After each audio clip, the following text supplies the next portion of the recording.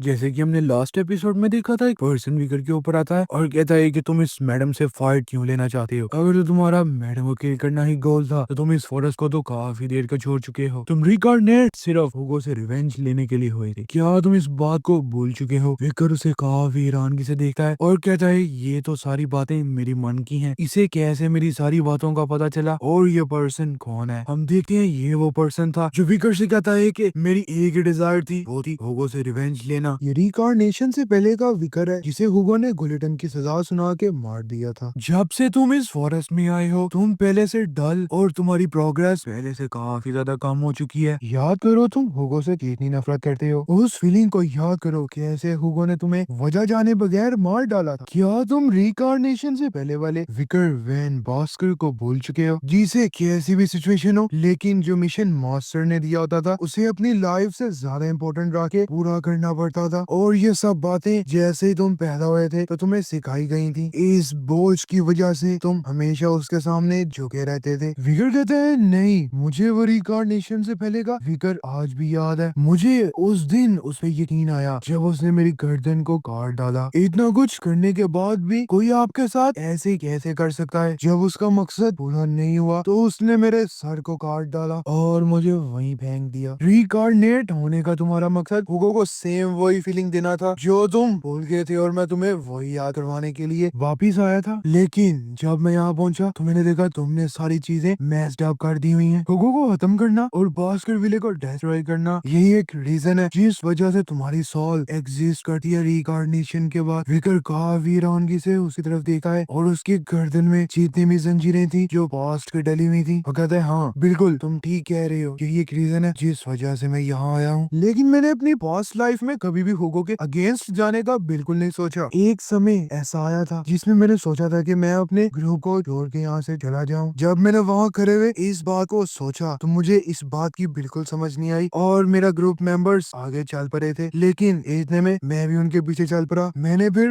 वही रोड को चूज किया और उस बात पे चल पड़ा। अब मैं उस बात पे था जिसमें मैंने अपने हाथों से अपने गले में जंजीर बांधी और इस रास्ते का इंतहा भी मैंने हो दिया। फिर मैं भी उनमें से एक बन गया जिन्हें बॉस्कर विले ने ट्रेन किया था एज अ ब्लड हाउंड और अपने मकसदों के लिए इस्तेमाल किया था। वीर कहता है चलो अब मुझे इतना नीचा भी ना दिखाओ, अब मैं वो हुगो का कमांडर तो नहीं रहा, अब मैं सब चीजों को समझता हूँ कि कैसे मुझे उससे रिवेंज लेना है। और जोर से चिल्लाता हुआ कहता है कि हुगो इस लाइफ में तुम्हें कोई ऐसे राइट्स नहीं दूंगा जिससे तुम मुझे अपने हुक्म से चला सको। अब मैं वो तुम्हारा पाला हुआ कुत्ता बिल्कुल नहीं हूँ जिसे तुम अपनी मर्जी से शिकार करवाओ। अब मैं वही डिसीजन लूंगा जो मेरा मन चाहेगा और जिसे मैं करना चाहूंगा। इतने में उसकी वास्ट सोल अब वापिस से धुआं बन के वहां से निकल जाती है और मैडम ने विकर को देख लिया था। अब वो अपना पॉइजन रिलीज करते हुए वापिस से विकर की तरफ बढ़ती है, लेकिन विकर की लेग रीजनरेट नहीं हुई थी और उसका सीधा अटैक विकर के हार्ट पे ही था। विकर चिल्लाता है फ्रीडम, अब मुझे फ्रीडम वाली लाइफ जीनी है और बहुत मुश्किल से अपने हाथों के प्रेशर से जल्दी से उसके अटैक से बचा है और रोलिंग करता हुआ पीछे को भागता है और मन में सोचता है कि अभी मुझे हुगो से रिवेंज लेना है और उस प्लेस को भी प्रोटेक्ट करना है जहाँ मैं रहा। ये सब मेरे डिजायर्स हैं, इससे पहले मैं नहीं मर सकता। और वो काफी बुरी कंडीशन में था और बहुत ज्यादा जख्मी हो चुका था। इतने में वो जमीन पे हाथ लगाता हुआ काफी गुस्से से उठने की कोशिश करता है, लेकिन मैडम उसकी तरफ बढ़ रही थी उसे खत्म करने के लिए। वो कोशिश कर रहा था कि वो अपने आप को उठाए और जल्दी से अपनी बॉडी में स्टेमिना ला के अपनी लेग्स को रीजनरेट करके ही इसे खत्म करे, लेकिन इतने में ही उस मैडम पे जोरदार अटैक किया जाता है ब्लू और से। फिर कहते हैं ये किस चीज की लाइट है और ये कौन आ चुका है यहाँ। अब वो जो वहां आए थे वो लगातार मैडम पे अटैक कर रहे थे ताकि वो विकर से पीछे हटे और विकर अपने आप को बचा सके। वो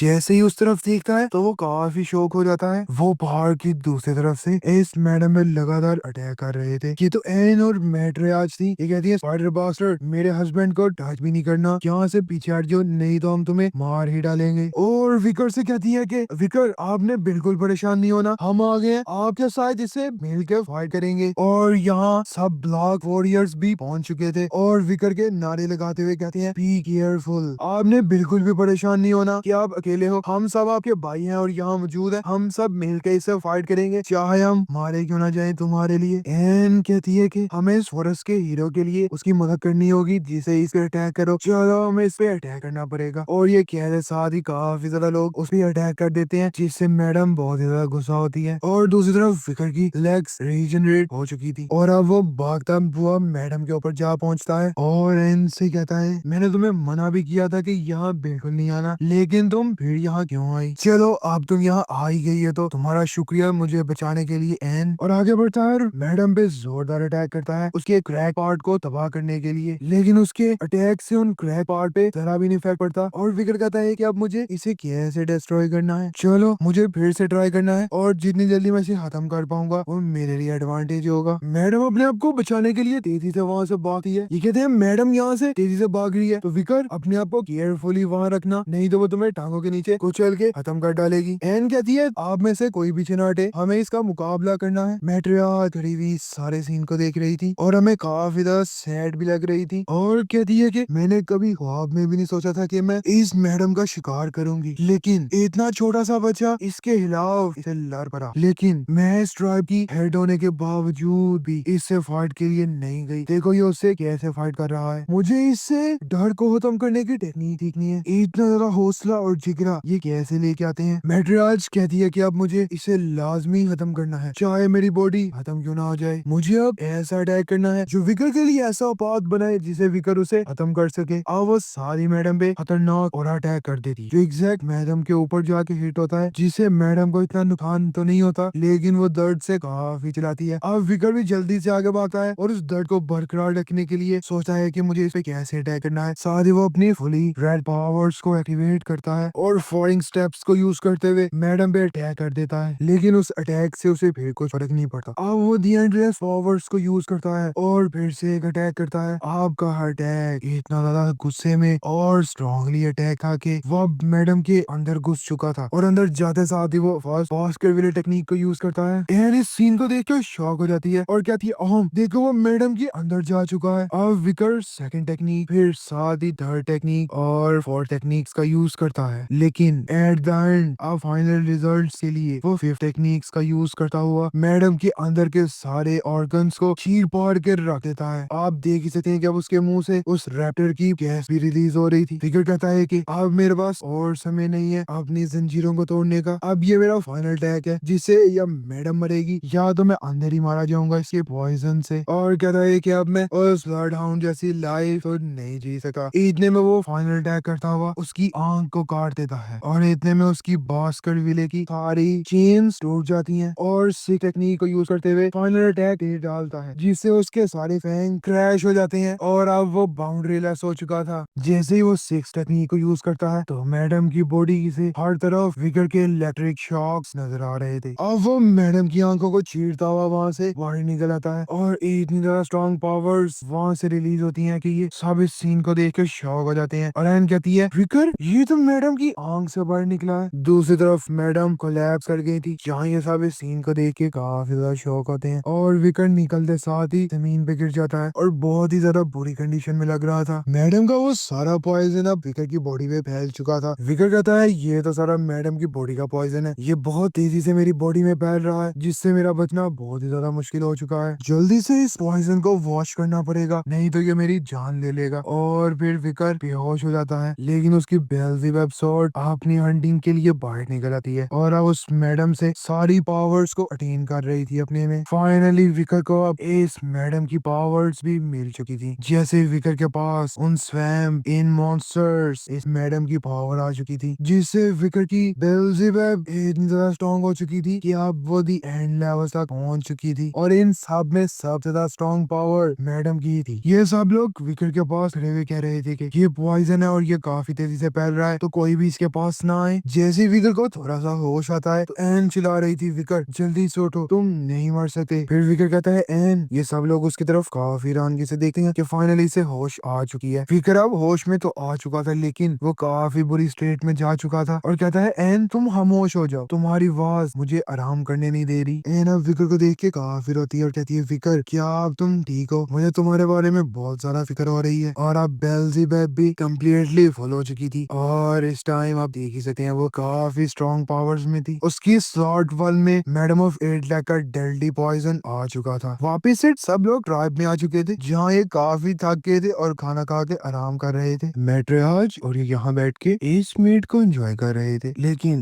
विकर तो यहाँ मौजूद था जो कि अब हमें गुड कंडीशन में लग रहा था। विकर मन में सोच रहा रहा था कि कितने दिन गुजर गए हैं ये फेस्टिवल स्टार्ट हुए, लेकिन इस विलेज के हर एक पर्सन ने बहुत ज्यादा एंजॉय किया है। इतने में विकर इस वुल्फ के पास आता है जो बहुत ही ज्यादा खुश लग रहा था। विकर कहता है, बकीरा क्या आप तुम बिल्कुल ठीक हो? वो मुस्कुराते हुए कहता है हाँ। विकर कहता है, चलो मैंने तुम्हारा रिवेंज ले लिया है उस मैडम से। इतने में विकर अपने हाथ को देख के शॉक सा हो जाता है और कहता है कि जब से मैंने मैडम को किल किया है तब से मेरी स्किल्स इंक्रीज हो गई हैं, तो अब मैं 7 टेक्निक को भी यूज कर सकता हूँ। फिर होगो की बात करता है कि वो करंटली 7 टेक्निक तक पहुंच चुका है और उसमें वो बहुत ही बेहतरीन है, लेकिन अभी मैं इम्परफेक्ट हूँ 7 टेक्निक में, तो भी होगो के सामने फाइट करना इम्पॉसिबल है मेरे लिए। विवी कहता है, अभी भी मैं बाकियों से तो बहुत ही बेहतर हूँ और यहाँ रह के मैंने अपने गोल्स भी पूरे कर लिए हैं। अब वो समय आ ही चुका है जब मुझे वापिस से भास्कर विलेज जाना पड़ेगा। एंड यहाँ खड़ी हुई विकर की सारी बातें सुन रही थी और इतने में विकर रेडी होता है और अपना लगेज लेके वहाँ से चलने लगा है। विकर मैट्रियाज से कहता है, आपका बहुत शुक्रिया, आप मुझे यहाँ से जाने दे रही हैं। मैट्रियाज कहती है, मेरे पास ऐसी कोई रीजन नहीं है कि मैं तुम्हें यहीं रोक लूं। मैट्रियाज कहती है, चाहे तुम हमसे लैदा भी हो जाओ लेकिन तुम हमारी फैमिली के पार्ट ही रहोगे। तुम जहाँ भी रहो और जैसे भी रहो, लेकिन ये कभी ना भूलना कि तुम इस ब्लॉक के हंटिंग कमांडर हो। विकर कहता है, आपका बहुत ज्यादा शुक्रिया। विकर इनको देख के मन में सोचता है कि क्या ये मेरे से मिलने नहीं आएगी। मुझे लगता है मेरा यहाँ से जाना इसे बिल्कुल अच्छा नहीं लगा, जिस वजह से ये नहीं आना चाहती। तो चलो, विकर सबसे कहता है, चलो मैं अब यहाँ से जा रहा हूँ और आप सबके प्यार का बहुत शुक्रिया। ये सब चिल्लाते हैं कि विकर, कभी लाइफ में हमारी जरूरत पड़े तो हमें याद करना, हम तुम्हारे लिए जान भी देंगे और जो तुमने हमारे ट्राइब के लिए किया है हम उसे कभी नहीं भूल सकते। खास तौर पे एन और उसकी बहन कहती है कि आप लाजमी वापस आइएगा, हमें आपका इंतजार रहेगा। विकर वहाँ से निकलता है तो सब लोगों की यही आवाज थी कि गुड बाय विकर, तुम हमारे हीरो थे और रहोगे। विकर जैसे ही वहाँ से बाहर निकलता है तो वो काफी सेटिस्फाई था अपने से। इतने में वो जैसे इस फील्ड में पहुंचता है तो उसे पीछे से आवाज आती है। वो साथ ही जब अपने पीछे देखता है तो यहाँ एन मौजूद थी जिसने हाथ में कुछ पकड़ा हुआ था। विकर कहता है, एन तुम? और देखने में एन हमें काफी सैड लग रही थी। एन बीवी से पूछती है, क्या आप वाकई यहाँ से जा रहे हैं? लेकिन विकर उसका कुछ जवाब नहीं देता। एन उसके जवाब का वेट करती है, लेकिन फिर वो आगे बढ़ती है और कहती है, ये लो, ये मैं तुम्हें गिफ्ट करती हूँ और इसे संभाल के रखना। विकर कहता है, ये क्या चीज है जो तुमने मुझे दी है? वो कहती है, ये सर एडोनाई की तीर कमान है, तो ये बहुत ही ज्यादा काम आएगी तुम्हारे। विकर मन में सोचता है, तो अच्छा ये इस वजह से वहाँ से चली गई थी और मुझे नहीं मिली थी। एन कहती है, इसके अलावा भी मैं तुम्हें कुछ देना चाहती हूँ, और इतने में आगे बढ़ती है, वो इसके गले में ये चेन का लॉकेट डाल देती है। बेबी उसे देख के कहता है, ये तो एक चौकर है। एन कहती है, हाँ ये मैं तुम्हें इसलिए दे रही हूँ ताकि तुम अब ब्लड हाउंड ना बनो और जो तुम्हारी मर्जी है वो ही तुम करो। एन कहती है, विकर तुम कोई ब्लड हाउंड नहीं हो, बल्कि तुम एक वुल्फ हो जो काफी ज्यादा स्ट्रेंथ रखता है हर चीज को तबाह करने की। विकर कहता है, तुम्हारा बहुत शुक्रिया। लेकिन इतने में एन आगे बढ़ती है और वो उसे गुड बाय कहने लगती है। यहाँ कुछ अलग ही सीन स्टार्ट हो गया था। तो चलो हम आगे बढ़ते हैं और एन काफी ज्यादा रोती है उसके जाने पे और वहाँ से भाग जाती है और कहती है, चलो मैं यहाँ सिर्फ तुम्हें गुड बाय कहने के लिए आई थी। जब तुम यहाँ आए थे तो तुम्हारा कद मेरे से छोटा था, अब तुम्हारी हाइट भी मेरे से ज्यादा बड़ी हो गई है। चलो ध्यान से जाना और अपने आप का ख्याल रखना। विकर कहता है, ये फर्स्ट मैंने पॉइंट देखा है जिसमें गुड बाय इस तरह कहा जाता है। एन काफी ज्यादा कांप रही थी। विकर कहता है, तो चलो मैं तुम्हें जल्दी मिलूंगा। एन जैसी इसकी बात सुनती है तो वो अपने आंसू पोंछते हुए पीछे देखती है और मुस्कुराती है, कहती है, चलो विकर हम जरूर मिलेंगे। विकर अब इस चोटी पे पहुंच चुका था जहाँ से वो इस रेड हाउस कैसल को देखा है और मन में सोचता है कि यहाँ मैं काफी समय बाद आया हूँ, काफी ज्यादा चीजें यहाँ चेंज हो चुकी हैं। जैसे ही उसकी नजर इन फ्लैग पे पड़ती है तो वो कहता है, एज एक्सपेक्टेड मॉग अभी भी यहाँ है और रूबी में माइंस कर रहे हैं, जिसका मतलब है कि भास्कर विले और इनके दरमियान ट्रेड कंटिन्यू है। और इतने में वो इसके बारे में सोचता है और कहता है, क्या ये मुझे यहाँ मिलेगी? और यहाँ खड़े हुए मन में सोचता है कि जब वो मुझे देखेगी तो वो मेरे बारे में क्या सोचेगी और मुझे किस तरह क्रिटिसाइज करेगी। फिर वो उस छोटी से छलांग मारता हुआ इस कैसल के अंदर एंटर हो जाता है। बीवी कहते हैं, काफी रात हो चुकी है, आज के दिन मुझे यहीं से ही करना है, लेकिन मुझे जाना किस तरफ है? फिर जैसे ही उसकी नजर इस स्टैचू पे पड़ती है तो वो काफी शॉक होकर इसे देखा है और कहता है, ये तो एक गोल्ड स्टैचू है, ये कब बना यहाँ और ये किसका स्टैचू है? अगर आप ऐसा कोई स्टैचू बनाना चाहते हैं तो आपको भास्कर विले और मोर क्लैन दोनों से इसकी परमिशन लेनी पड़ेगी। तो क्या हुगो ने इसे अलाउ किया होगा? इतने में एक पर्सन पीछे से आता है और कहता कहता है तुम कौन और यहाँ क्या कर रहे हो। ये मॉ क्लैन का स्पाई था जो कहता है कि आगे ना बढ़ना और स्टैचू को बिल्कुल हाथ ना लगाना। अगर तुमने इसका गोल्ड का पीस उतारने की कोशिश की तो मैं तुम्हें बिल्कुल माफ नहीं करूंगा। विगर कहता है ये कौन है। वो कहता है ये हमारे हीरोज हैं। क्या तुम फॉरेनर हो जो इसके बारे में नहीं जानते। अब वो काफी गुस्से में आ चुका था और कहता है मेरा नहीं ख्याल इस पूरे एम्पायर में कोई एक ऐसा पर्सन है जो इसके बारे में नहीं जानता। फिर वो विवी को उसके बारे में बताता है कि उसकी स्वॉर्ड में इतनी ज्यादा पावर थी कि वो काउंटलेस बारबेरियंस को एक ही झटके में मार डालता था। यही नहीं, उसने अपनी जान को खतरे में डाल के मॉ क्लैन की डॉटर को भी बचाया। इतने में एक स्ट्रॉन्ग मॉन्स्टर आया, उसने सारी फोर्स को बचाया और उन्हें वहां से भगा दिया और वो तो स्ट्रॉन्ग मॉन्स्टर के सामने डट गया और काफी कोशिश की उसे खत्म करने की। इतने में वो कांपना शुरू कर देता है और कहता है स्टोरी बताते हुए मैं काफी इमोशनल हो गया। तो ये हमारे हीरो से मॉ क्लैन ने जिनका गोल्ड स्टैचू बना के उन्हें ग्रेटिट्यूड बख्शा। फिकर मन में सोचता है कि ये स्टोरी मुझे ना बताओ, मैं तो जानता हूँ। स्पाई कहता है अब इनके बारे में याद रखना, ये एक ग्रेट हीरो है जो यहाँ पिछले 2 सालों से हैं। इनका नाम है सालियो। स्टैचू पे जब लाइट पड़ती है तो सारे काफी शौक हो जाते हैं। इसका नाम फिकर वैन बॉस्कर था। इतने में ये स्पाई काफी खुश होता है, उसका नाम बता के यहाँ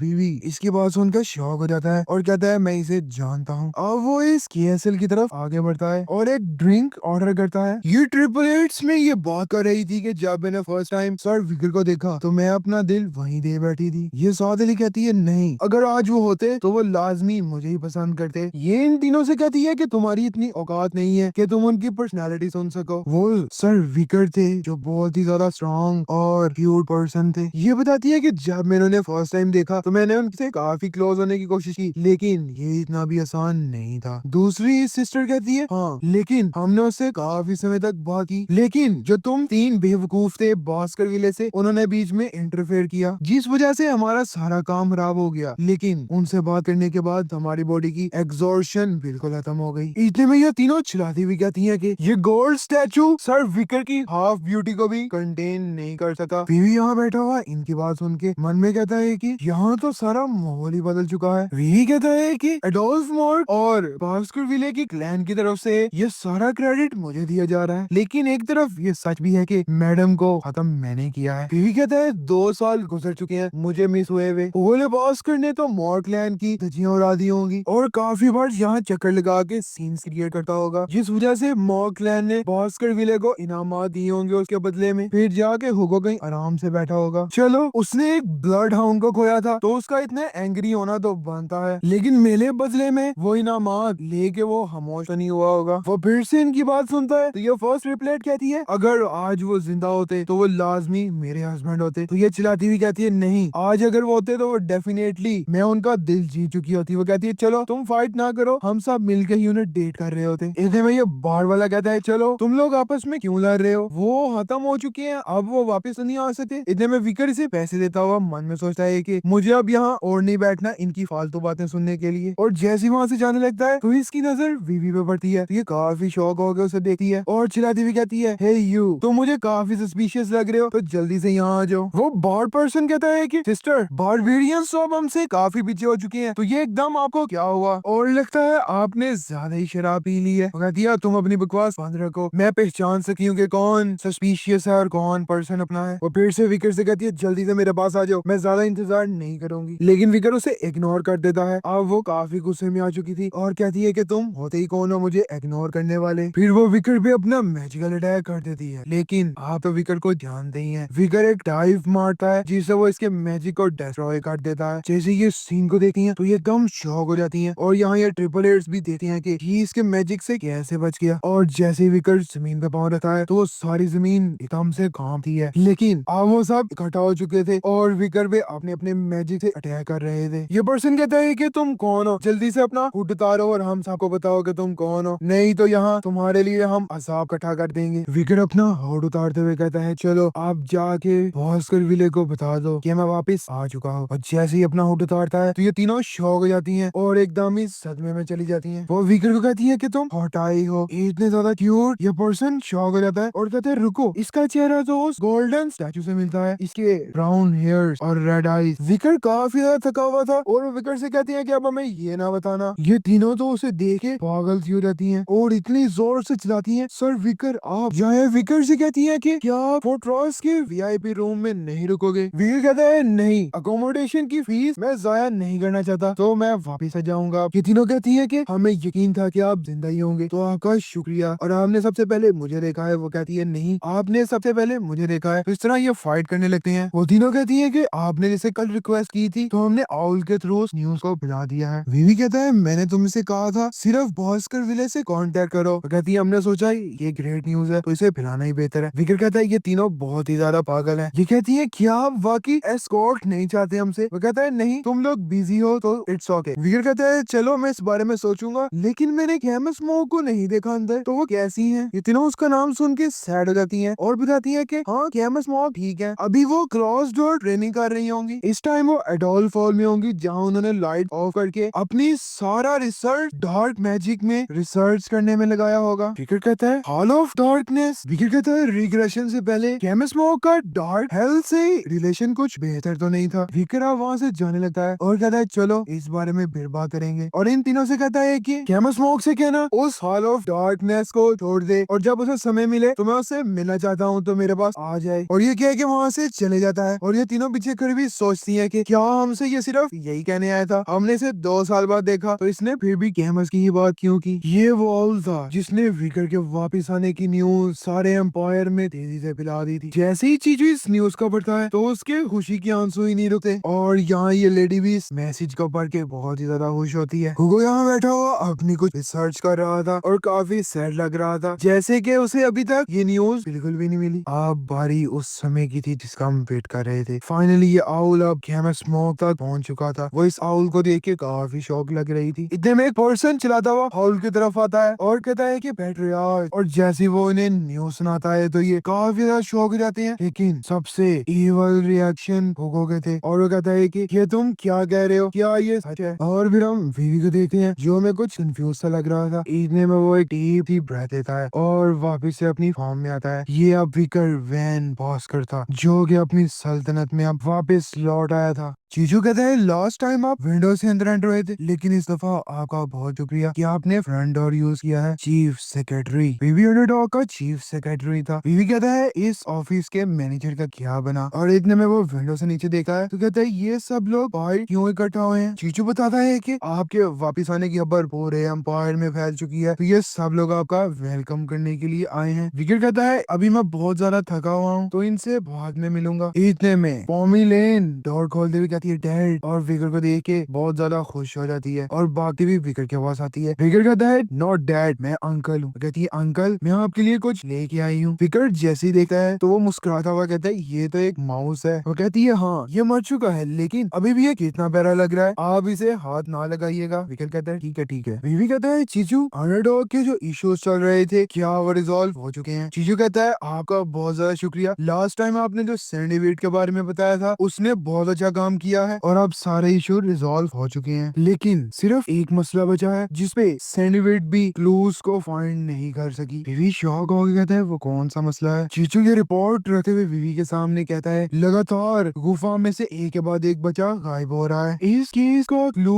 किडनैपिंग भी नहीं है और ना ही इनके पेरेंट्स से राब्ता हो रहा है। मैंने ब्लैक मार्केट को भी छान मारा, वहाँ भी उन बच्चों का कोई निशान नहीं मिला। ये मॉन्स्टर्स का भी काम बिल्कुल नहीं है, क्योंकि बच्चे विदाउट एनी क्लू यहाँ से गायब हो रहे हैं। हमारे पास इसका कोई एविडेंस नहीं है, तो इस वजह से ये केस को हम रिजॉल्व नहीं कर पाए। विकर जल्दी से अब उस रिपोर्ट्स को पढ़ता है। उन रिपोर्ट्स को पढ़ने के बाद विवी बहुत ज्यादा गुस्से में रहता है। चीचू कहता है चीफ क्या आप ठीक है? विवी कहता है ये सुन के मुझे बहुत ही ज्यादा बुरा लगा है, अंडरडॉग में से इतने ज्यादा बच्चे गायब हो गए, इसका मतलब है हमारी एक्विजिशन ही ठीक नहीं है। चीचू कहता है नहीं ऐसा कुछ नहीं है, ऐसा सिनेरियो काफी सालों पहले भी हुआ था, हमें उसके बारे में रिसर्च करनी चाहिए, क्या ये उससे रिलेट तो नहीं करता? इतने में पोमिलेन आगे बढ़ती है और कहती है डैड, सारी कहती है अंकल मेरी तरफ देखें। बीवी कहता है पोमिलेन बेटा अभी आपके अंकल बिजी हैं, तो आप कुछ देर बाद आइएगा। पोमिलेन कहती है देखिए अंकल मैंने इस माउस को दोबारा से जिंदा कर दिया। बीवी और चीचू जैसे इस सीन को देखते हैं तो एकदम से बहुत ज्यादा शॉक हो जाते हैं। बीवी पोमिलेन से पूछता है क्या आपने इसे रिवाइव किया है? वो कहती है हाँ अंकल। बीवी उस माउस को देखते ही मन में सोचता है ये तो रिवाइवल मैजिक है, मैंने सुना था ये वो डोडो इस मैजिक को कर सकते थे। बीवी उसे पूछता है कि तुमने इस मैजिक को कब सीखा? पोमिलेन फिंगर्स पे काउंट करती है और कहती है 3 नाइट्स के अंदर मैंने ये मैजिक सीखा। और बीवी को बताती है कि जिस ट्राइब में मैं थी वो लोग इसे करते थे तो मैंने सिर्फ उन्हें कॉपी किया है। बीवी और ज्यादा शौक हो जाता है और कहता है इसने ये रोकोको ट्राइब से सीखा है और ये रोकोको ट्राइब का डार्क मैजिक है, लेकिन इसने सिर्फ सीखने से ही उस मैजिक को कैसे सीख लिया। और फिर वो बताता है कि बास्करविले और मॉर क्लैन की वो बच्चियां जो बहुत ज्यादा डिसेंट होती हैं वो इस माना को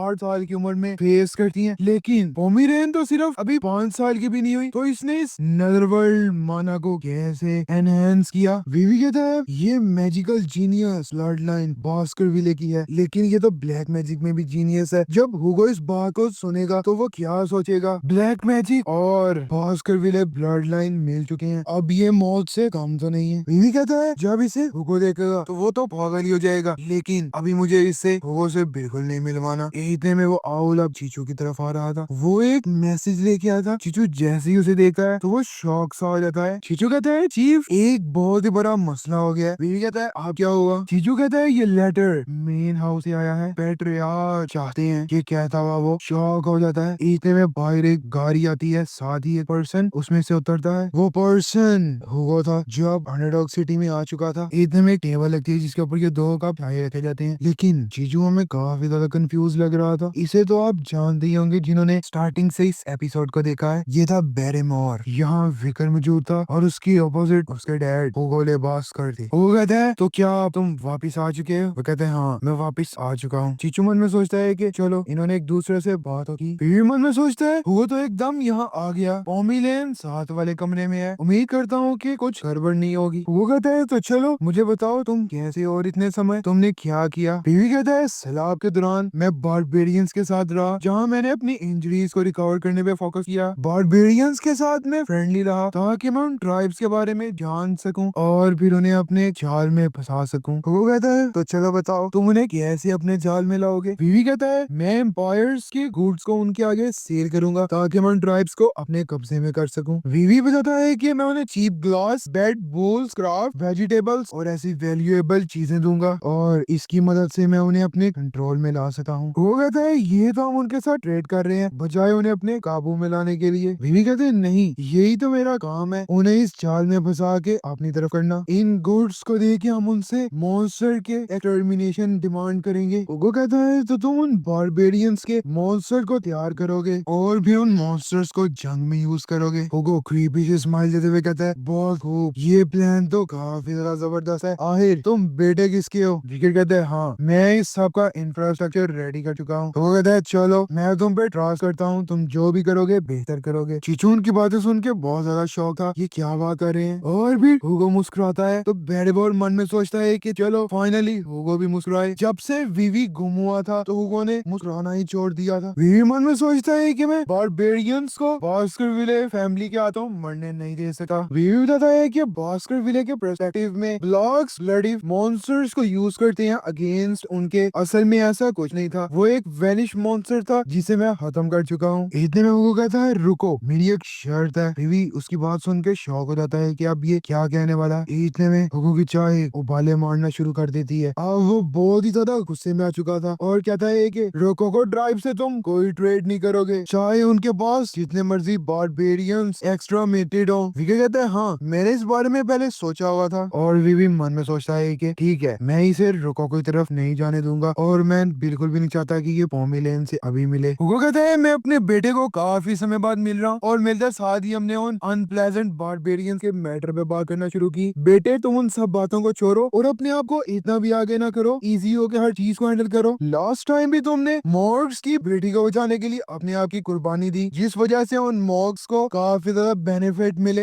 ये सुन के शौक हो जाता है ये क्या बात कर रहा है। हुगो बताता है कि सारी रॉयल्स फैमिली ने बास्करविले को तुम्हारी वजह से बहुत रिस्पेक्ट दी, लेकिन मुझे इन सब की कोई जरूरत नहीं है। मैंने तो अपना बेटा खोया था जो मेरे लिए बहुत ज्यादा कीमत रखता था, तो आइंदा अपने आप को इतना हार्ड पुश नहीं करना। फ्रंट लाइन में एक बेटे को खो देने का दर्द उसके फादर ही जानते हैं, उसके बदले दुनिया की हर चीज उसे मिल जाए, लेकिन बेटे को खो देने का खौफ और दर्द उससे ज्यादा नहीं होता। तो आइंदा अपने आप को ध्यान से हर चीज से गुजारना। इतने में विवी को बॉस की यादों का दौरा पड़ता है। विवी कहता है उस रात रिग्रेशन से पहले इसने कैसे मेरी कमर में तलवार घोंपी, वो फीलिंग्स आज भी मुझे याद है। मैं उस टाइम कितनी दर्द में था और चिल्ला रहा था मुझे कोई भी बचाने सामने नहीं आगे आया और तुमने मुझे एक मौका नहीं दिया उस चीज को एक्सप्लेन करने का। मैं कुछ भी नहीं बोला। बोले भास्कर तुम्हारा बहुत ज्यादा शुक्रिया। और भी काफी ज्यादा क्रीपी मूड में था इस टाइम। इतने में जो नहीं होना चाहिए था वही हुआ। पोमिलेन दरवाजा खोलते हुए अंदर आती है और कहती है अंकल। चीचू और विवी दोनों इस सीन को देख के डर से जाते हैं। पोमिलेन रोती हुई विवी की तरफ भागती है और कहती है अंकल भाई बारिश हो रही है और थंडरस्टॉर्म है, तो क्या मैं आपके पास आ सकती हूँ? और भागती हुई विवी के सीने से लग जाती है। विवी कहता है ये डर चुकी है और कुछ नहीं है, लेकिन वो इसे देख के बहुत ही ज्यादा शॉक थे और डर चुके थे। इतने में वो हुगो की तरफ देखता है और कहता है पोमिलेन तुमने हुगो से नहीं मिलना था, ये तुमने क्या किया? इतने में हुगो उठता है और कहता है पोमिलेन तुम कहाँ से आई और यहाँ क्या कर रही हो और तुम कैसी हो? पोमिलेन उसकी तरफ देखती है काफी हैरानगी से। वो कहता है ये तो वही फेस है और ये तो पोमिलेन ही है, कंफर्म हो गया मुझे। अब क्या होने जा रहा है किसी को कुछ नहीं पता।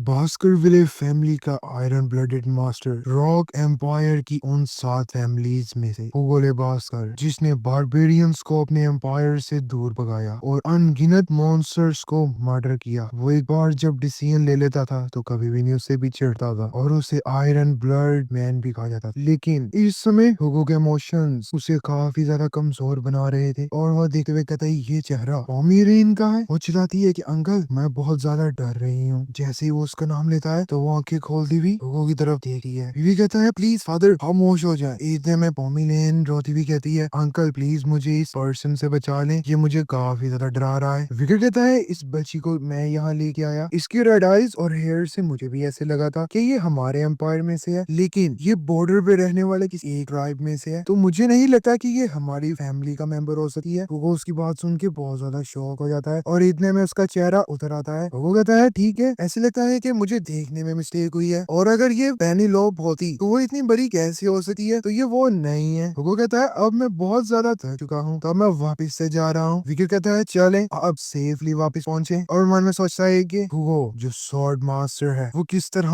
अपने आप को गलत कह सकता है। हुगो के माइंड में कुछ ना कुछ लाजमी से चल रहा है और इतने में हुगो कहता है मेरे बेटे कल ग्रैंड बैंक्वेट है तो तुमने लाजमी उसे अटेंड करना है। चीचू ये सुनते साथ ही मन में सोचता है ये तो वो बैंक्वेट है जिसमें उन स्वॉर्डमैन पर्सन को बुलाया जाता है जो अपने स्किल्स में टॉप लेवल पे होते हैं, लेकिन इस बैंक्वेट को ज्वाइन करने का हर एक पर्सन ख्वाब देखा है। विकेट कहता है ठीक है कल रात मिलेंगे। जाते वक्त भी हुगो पोमिरेन को काफी हैरानगी से देख रहा था। रात का समय हो चुका था और हमें कैसल का सीन दिखाया जाता है जहाँ विवी अपने रूम में जमीन पे लेटा हुआ था और लेटे हुए मन में सोचता है कि गर्म पानी से शावर लेना और सॉफ्ट बेड पे सोना, अब मुझे इन चीजों की आदत नहीं रही, इसलिए मुझे बेड पे नींद नहीं आ रही। यहाँ जो मैं 2 साल ब्लॉक्स के साथ रहा तो मुझे इन चीजों की आदत खत्म हो चुकी है, जिस वजह से मुझे यहाँ नींद नहीं आ रही। फिर वो हुगो के रिएक्शन के बारे में सोचता है कि जो आज हुगो ने किया वो बहुत ही अनएक्सपेक्टेड था मेरे लिए। अब वो कहता है कि मुझे पोमिरेन के बारे में हुगो को बताना चाहिए या नहीं, लेकिन जैसे उसके रिएक्शन थे मुझे लगता है कि कल बेनक्वीट के बारे में मुझे उसके बारे में लाजमी उसे बताना चाहिए और इससे मुझे एक टैम कार्ड मिलेगा जिसे हुगो मेरे सामने झुका रहेगा। जो भी अब मुझे ऐसा डिसीजन लेना है जिससे पोमिरेन को कोई इफेक्ट ना हो। और इतने में विंडो खुलती है और एक लेडी उस विंडो से इस रूम के अंदर एंटर हो जाती है, लेकिन उसके हाथ में ये चाकू ये यहाँ किस लिए आई थी। और इतने में वो इस बेड की तरफ बढ़ती है जहाँ उसे लगता है कि विकर सो रहा है। इतने में उसे आवाज आती है कि अभी तो मुझे यहाँ आए 1 दिन हुआ है, तो क्या सब इन्फॉर्मेशन इतनी जल्दी फैल गई है। और विकर जमीन से छलांग मारता हुआ उसकी तरफ बढ़ता है, लेकिन इतने में ही वो हिट करता हुआ उसके हाथ से चाकू दूर फेंक देता है और फिर आगे बढ़ता हुआ उसके गले को थाम लेता है। इन्हें वो डरती हुई कहती है रुको रुको मेरी बात तो सुनो, मैं सिर्फ मजाक कर रही थी और कुछ भी नहीं। फिकर कहता है ये तो तुम हो। विकर कहता है अगली बार इस चीज का ख्याल रखना, पहले अपॉइंटमेंट लेना फिर मेरे से मिलना, आज तुम मेरे हाथों मारी भी जा सकती थी। वो कहती है आपकी हरकतें कुछ स्ट्रेंज सी लग रही हैं, स्टॉफ बेड और पिलो को छोड़ के आप जमीन पे क्यों सो रहे हैं? आप तो मौत को छू के वापिस आए, लेकिन आप वैसे के वैसे ही हैं जैसे आप पहले थे। लेकिन अब इसने अपना मास्क उतार दिया था और कहती है फिकर वैन बॉस्कर काफी समय बाद मैं आपको देख रही हूँ। भी कहते हैं ये जो तुम हरकतें कर रही हो इसका मतलब तो कोई नहीं है सैंडी वैंडी। ये थी सैंडी वैंडी। जिन लोगों ने पास्ट एपिसोड देखी है वो इसके बारे में जानते ही होंगे। सैंडी बीवी से कहती है कि तुमने सेक्रेटरी चीचू को मेरे पास भेजा, क्या आपको पता है मैंने उसे $10 बिलियन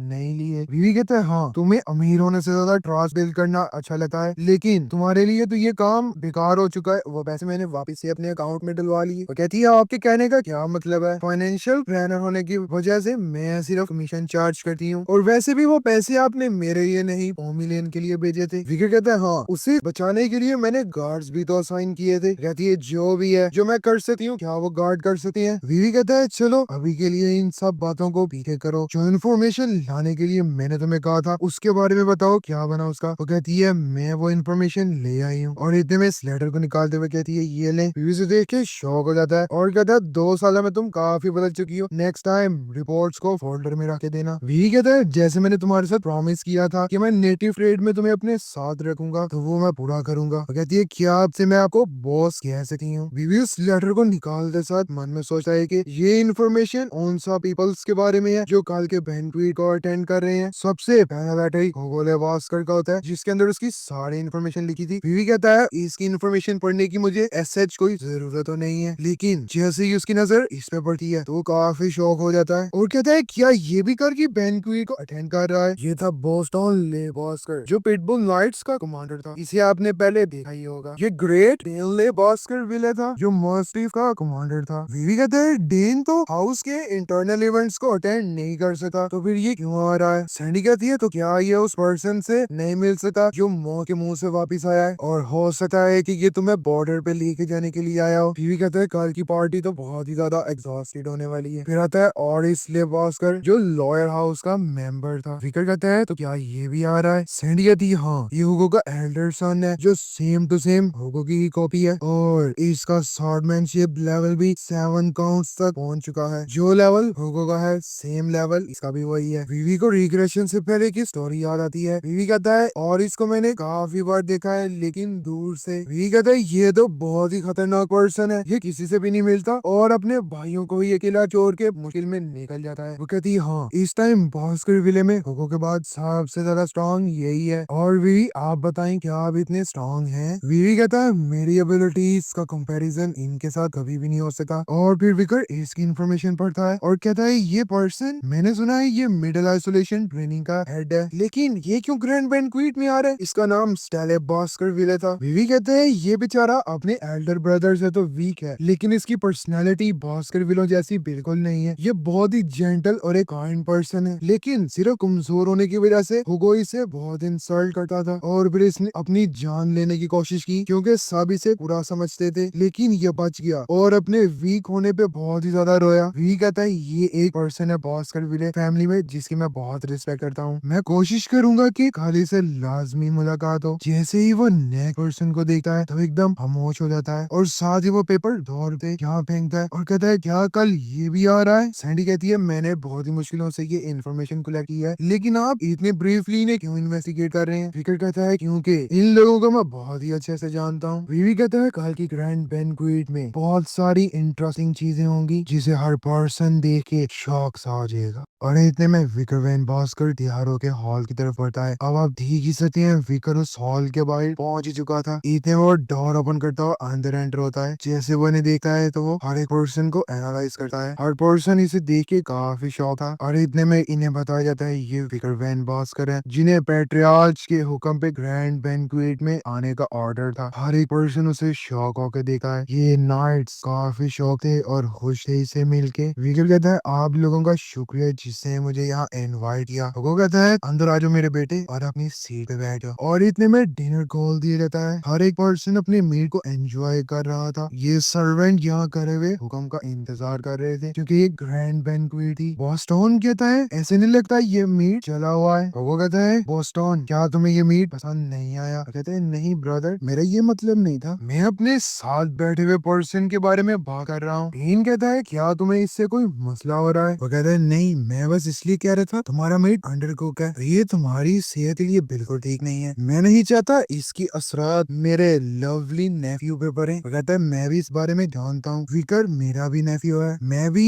उसके लिए अच्छा ही चाहता हूँ। बॉस्टन कहता है तुम कैसे कह सकते हो कि विकर के लिए मैस्वेट लैंड सबसे बेहतर है। वो कहता है हाँ ये इसके लिए बेहतर है क्योंकि पेटबुल नाइट बहुत ही ज्यादा स्लो और फुलिश होते हैं। विवी मन में सोचता है कि मेरे से तो बात करें इनकी क्लैन ज्वाइन करने की, फिर मैं इन्हें बताऊंगा। विवी बताता है कि भास्कर विले को रिप्रेजेंट ये 7 ऑर्डर्स करते हैं और उनमें से पेटबुल और मैस्टिफ क्लैन से मुझे ऑफर आ चुकी है ज्वाइन करने की। अगर रिग्रेशन से पहले मुझे ये चॉइस आती तो मैं इन्हें जरूर ज्वाइन करता क्योंकि इन्हें ज्वाइन करना एक बड़ी कामयाबी माना जाता है, लेकिन अब मैं सिर्फ इन्हें एक मर्ड्स की नजर से देखा हूँ तो ये मेरे लिए उतने अहम नहीं है। वो मैं अच्छे मूड में लग रहा था। बैरेमोर उसे ड्रिंक सर्व करते हुए मन में सोचता है कि पैट्री आज बहुत ही अच्छे मूड में है। आमतौर पे ये इतना नहीं बोलते, लेकिन आज इनका यंगर ब्रदर ऐसे लग रहा है जैसे हमारी यंग मास्टर में बहुत ही इंटरेस्ट रहता हो। विवी हुगो की तरफ देख के मन में सोचता है कि हेड बटलर चीजों को काफी पॉजिटिव वे में लेते हैं। इतने में बॉस्टोन कहता है, तो मेरे भांजे तुमने 2 इयर्स लेनोर माउंटेन पे कैसे स्पेंड किए, मुझे अपने बॉस के बारे में बताओ। तुमने कितने बारबेरियंस और मॉन्स्टर का शिकार किया, तो मुझे वो सब एक्सपीरियंस जानने हैं जो तुम्हें उस माउंटेन से मिले। साथ ग्रेट कहता है कि मैं अपने प्यारे बाजे से जानना चाहता हूँ उसने डेंजरस फॉरेस्ट पे कैसे टाइम स्पेंड किया, और मैं उसकी ग्रोथ के बारे में भी क्रूशियल हूँ। साथ ही हुगो बोलते हुए कहता है, सारे खामोश हो जाएं, पहले उसे खाना तो खाने दें। लेकिन ग्रेट और बॉस्टन बोल के कहते हैं, ब्रदर आप इतने क्रूशियल क्यों हो रहे हैं, हम अपनी क्यूरियोसिटी को रोक नहीं पाए, इसलिए हम ये सब बातें जानना चाहते हैं। और इतने में ही हुगो की आवाज पूरे हॉल में गूंजती है। हुगो कहता है, खामोश, यही रुको सारे, तुम लोग जानते हो मुझे एक बात को रिपीट करना बिल्कुल पसंद नहीं है, आप किसी की आवाज ना आए। इतने में वो हुगो से अपोलोजाइज करते हैं और खामोशी से अपने खाना खाने में लग जाते हैं। इतने में विकर उठता है और कहता है, ये मेरे लिए मुश्किल नहीं है कि मैं अपनी अचीवमेंट्स आपको प्रूव करूं। वो कहते हैं, मेरे बेटे इसकी कोई जरूरत नहीं है, तुम बहुत ही दूर से आए हो, तुम इजी होके अपना खाना खाओ। विकर कहता है, नहीं फादर, ठीक है, मैं इन्हें दिखाऊंगा। इतने वो टेबल पे हाथ रखते हुए कहता है, स्किल्स किसी भी समय और कहीं भी दिखा सकते हैं। फिर वो बॉस्टन से कहता है, ऐसे लगता है आपने ग्लास में वाइन ज्यादा ही डाल ली है। और ग्रेट अंकल का स्टेक अनकुक भी लग रहा था। इतने में वो टेबल पे हाथ रखा हुआ कुछ करता है, साथ ही उसकी फिंगर से स्ट्रॉन्ग माना पावर्स रिलीज होती हैं, जिससे वो वाइन के ग्लास और पूरी टेबल एक्सट्रीमली वाइब्रेट होती है। वो माना पावर्स इतनी स्ट्रॉन्ग थी कि वो स्टेक को कुक कर देती हैं और इस वाइन को भी उबाल के रख देती हैं, जिसकी वजह से उसमें से स्ट्रॉन्ग धुआं निकल रहा था। वो जैसे ही इसे देखता है तो वो एकदम शॉक सा आ जाता है, लेकिन बॉस्टन इस सीन को देख के बहुत ज्यादा खुश होता है और कहता है, बहुत हो। और ये सब बीवी से कहती हैं कि एक फिंगर टेबल पर रखते ही तुमने अपनी मोना पावर से उस स्टेक को भी कुक कर दिया और वाइन को आग बगोला कर दिया। ऐसे लगता है कि तुम सिर्फ 7 साल की उम्र में ही मिड रेंज ग्रेजुएट हो चुके हो, जबकि मिड रेंज ग्रेजुएट तक पहुंचने के लिए 33 साल की उम्र रिक्वायर्ड होती है। और सब वो की तरफ देखते हुए कहते हैं, ब्रदर आपको इस पे प्राउड होना चाहिए, आपका बेटा इतना ज्यादा टेक्निकल और अपनी स्किल्स में मास्टर हो चुका है कि ये आने वाले फ्यूचर में अनबीटेबल होगा। बीवी मन में सोचता है, इन बातों को छोड़ो, लेकिन ये बात काफी ज्यादा अजीब है। और कहता है, 2 साल पहले मुझे लगता है मैंने अपनी सारी मिड रेंज ग्रेजुएट पावर्स सिखा दी थी, लेकिन मुझे लगता है उसके बारे में इनमें से कोई नहीं जानता। लेकिन ये तो मेरी स्किल्स के बारे में बहुत अच्छे से जानते थे, तो इन्होंने इसके बारे में इन्हें क्यों नहीं बताया। इतने में ये उसे कहता है, तुमने काफी हार्ड वर्क किया मेरे ब्रदर, वेल डन, इसी तरह ही कामयाब होते रहो। ये था ऑरेंज जिसके बारे में हमने पहले बात की है। विकर कहता है, एल्डर ब्रदर आपका बहुत ज्यादा शुक्रिया। लेकिन विकर कहता है, ओरिस और कॉम्प्लीमेंट ये कैसे हुआ। और ओरिस के बारे में बताता है कि बॉस्कर विले में करंटली सबसे स्ट्रॉन्ग पर्सन यही है, इस पे हुगो को बहुत ही ज्यादा नाज है, लेकिन इसने मेरी तारीफ की, ये कैसे पॉसिबल है। सेट वी से कहता है, मैंने फर्स्ट टाइम देखा है और इस ब्रदर ने किसी की तारीफ की, तो आपको इस बात पे काफी मुस्कुराना चाहिए। और आपका चेहरा तो ऑरेंज ब्रदर से मिलता है, क्या आपको ये नहीं लगता। मुझे लगता है कि आपने मुझे नहीं पहचाना। विकर कहता है, नहीं ऐसी बात नहीं है ब्रदर, आप सेट हैं, मैं आपको अच्छे से जानता हूँ। कहता है, मुझे ये सुन के बहुत अच्छा लगा। सेट कहता है, मेरी बॉडी काफी वीक है बाकी सबसे, तो इसीलिए मैं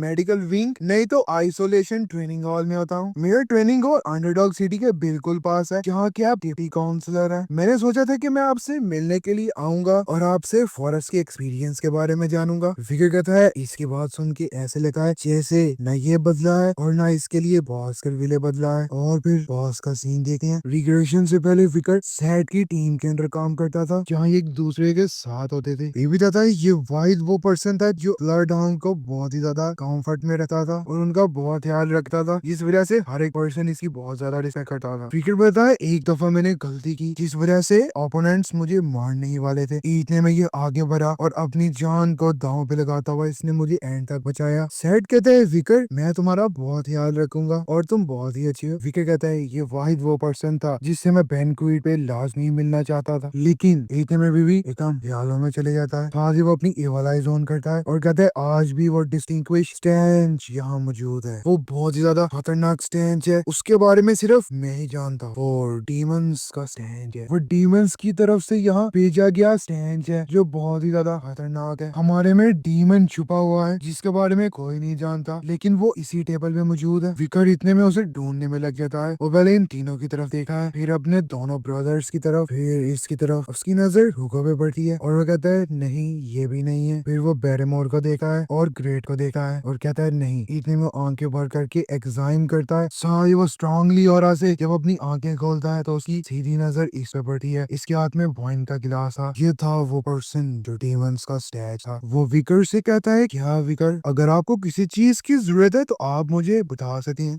इन सब में छुपा हुआ वो भेड़ था जो डीमंस की तरफ से भेजा गया था। विकर कहता है अब इसे मेरे हाथों कोई नहीं बचा सका। लेकिन इतने में ही वो विवी से बातें करना शुरू कर देता है। विवी कहता है अब ये माहौल को बदलना चाह रहा है और उसके बाद वो सर्वेंट से कहता है चलो सबको ड्रिंक सर्व करो। विवी कहता है इसे मैं रिक्रिएशन से पहले जानता हूँ, लेकिन ये डीमंस का रैग क्यों बना। ये विवी से कहता है मैंने सुना है आप अंडरडॉग सिटी के डिप्टी काउंसलर बन चुके हैं मेरे जाने के बाद। मैंने ये भी सुना है कि वहाँ के जितने पर्सन है उन्होंने आपके आने पे प्रोटेस्ट किया कि आपको यहाँ का परमानेंट डिप्टी बना दिया जाए। तो चलो मैं जल्दी से वापिस आ रहा हूँ तो हम मिल के काम करेंगे। विकी कहता है ठीक है क्यों नहीं, मैं आपके आने का इंतजार करूंगा। इतने वो चीयर्स करते हुए कहते हैं चलो हम एक दूसरे को जल्दी मिलेंगे। इतने में विकर उस वाइन के गिलास को काफी हैरानगी से देख रहा था। वो वाइन के गिलास से उस पर्सन को देख रहा था और कहता है देखो इस गिलास में से उसका रिफ्लेक्शन क्यों नहीं आ रहा, क्या असल से मर चुका है और ये बॉडी डीमंस के कब्जे में आ चुकी है। और सोचता है क्या इस टाइम मुझे सबको इस खबर के बारे में बता देना चाहिए। लेकिन वो कहता है नहीं, ये सब इस चीज का एविडेंस मांगेंगे और मेरे पास प्रॉपर प्रूफ तो नहीं है। पहले मुझे इसके खिलाफ प्रूफ इकट्ठा करने हैं, देन फिर सबको मैं इसके बारे में बताऊंगा। वो विकर से पूछते है अब आप किसको ज्वाइन करेंगे। फिर वो अपने बारे में बताता है कि मैं जब यंग था तो मुझे डॉबरमैन्स नाइट्स बहुत ज्यादा पसंद थे क्योंकि उनका यूनिफॉर्म काफी कूल था। लेकिन इतने में एल्डर ब्रदर कहता है स्टैन हम अभी खाना खा रहे हैं तो तुम ये बातें करना बंद करो। अब ये काफी गुस्से में लग रहा था। वो शर्मिंदगी से अपने भाई की तरफ देखता है और कहता है ठीक है जैसे आपकी मर्जी। हुआ बेबी से कहता है विकर आपको आज का खाना कैसा लगा। विकर कहता है फादर बेहतर था। वो कहता है ये सुन के मुझे खुशी हुई। मैं आपसे डिस्कशन करना चाहता हूँ किसी टॉपिक के बारे में, तो जब आप मेन हाउस आए तो मेरे ऑफिस लाजमी आइएगा। विकर कहता है ठीक है मैं जरूर आऊंगा और मन में सोचता है कि अब इसने मुझे क्या ही कहना है। इतने में वो उस हॉल से बाहर निकलता है मेन हाउस की तरफ जाने के लिए। वो जैसे ही वहां से बाहर निकलता है तो वो मन में सोचता है कि 5 घंटे का ये हॉल डिनर था जो कि खत्म होने का नाम नहीं ले रहा था। मुझे लगता है कि अकेडमी का ऑफिशियल लेटर भास्कर विले आ चुका है, तो अब क्या मुझे उसमें जाना पड़ेगा। हुआ ने मुझे वहाँ इसलिए बुलाया है क्योंकि हुआ अब मुझे अकेडमी में एडमिट करवाने लगा है। लेकिन इसके पीछे ये पर्सन कौन था। इतने में वो पर्सन अपनी पावर से विकर पे साइलेंटली अटैक कर देता है। विकर उस अटैक को फील कर लेता है और कहता है ये तो भास्कर विले की सही टेक्निक है, क्या मुझे इसे तबाह कर देना चाहिए। कहे नहीं, मैंने अभी तक अपनी मिड ग्रेजुएट पावर्स रिवील की हैं, तो मुझे अभी ये नहीं करना। और अपनी स्वॉर्ड निकालते हुए भास्कर विले फॉर टेक्निक से एफिशिएंटली उसे खत्म कर डालता है और कहता है कि मैंने स्टैक रिवर को बहुत ही ज्यादा एब्जॉर्व किया है जिसकी वजह से मेरा ऑरा बहुत ज्यादा स्ट्रॉन्ग है, तो तुम्हें मेरे साथ तो नहीं भिड़ना चाहिए। तुम जो भी हो मैं तुम्हें झटके में खत्म कर सकता हूँ। और इतने में उसकी सारी पावर्स को डिस्ट्रॉय कर देता है। लेकिन इतने में वो मुस्कुराता है। विकेट कहता है यार ये क्या कर रहे हो। और हम देखते हैं ये तो पिटबुल नाइट मॉरिस था। वो कहता है तुम्हारे और मेरे में 2 टायर्स का डिफरेंट है, लेकिन मेरे बांझे तुम बहुत अच्छा ग्रो कर रहे हो। और इतने में छलांग मारता हुआ नीचे आता है और कहता है मेरी आंखें कभी भी नहीं धोखा खा सकती। ग्रेट, क्या मैं ठीक कह रहा हूँ। ग्रेट कहता है क्या तुम बोल गए हो मेन हाउस में स्वॉर्ड स्वे नहीं कर सके। तुम तो बारबेरियन से भी आगे निकले और तुमने बारबेरियंस की तरह मर्डर करने की भी कोशिश की है। अगर ये बात बड़े भैया तक पहुंच गई तो तुम जानते हो तुम 6 मंथ्स के प्रोबेशन पे आ जाओगे। वो कहते हैं नहीं नहीं, मैं तो अपने भांजे के साथ प्यार कर रहा था। मैंने अपने अटैक को एडजस्ट किया हुआ था। वो जैसे मेरे भांजे तक पहुंचता तो वो ऑटोमेटिकली डिस्ट्रॉय हो जाता ताकि मेरे भांजे को उससे कोई तकलीफ ना पहुंचती। अब तुम यहाँ से जाओ और हम दोनों पेटबुल्स को आपस में इंटरेक्ट करने दो। वो कहते हैं विकर पेटबुल नहीं है मस्टिफ है। और वो एक दूसरे से बहस करने लग जाते हैं और आप ये दोनों एक दूसरे के आमने सामने हो जाते हैं और एक दूसरे की इंसल्ट करना स्टार्ट कर देते हैं। और इन दोनों में डिसाइड होता है कि अब इस जंग में जो जीतेगा विकर ओसी नाइट को ज्वाइन करेगा। लेकिन विकर वहां से चल पड़ता है और कहता है इन दोनों को अपना काम करने दो, मुझे इनसे कोई गर्ज नहीं है। अभी मैं 6 टेक्निक तक पहुंच चुका हूँ, लेकिन